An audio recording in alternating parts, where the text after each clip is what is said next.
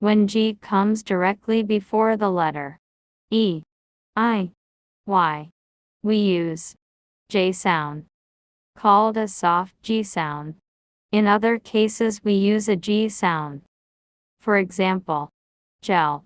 In this word G is followed by E and pronounced as J sound. Gel.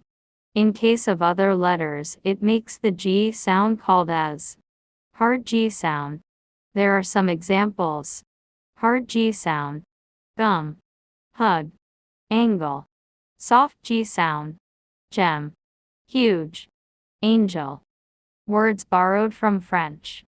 Follow this soft and hard G rule, while words from Old Norse follow hard G sound only.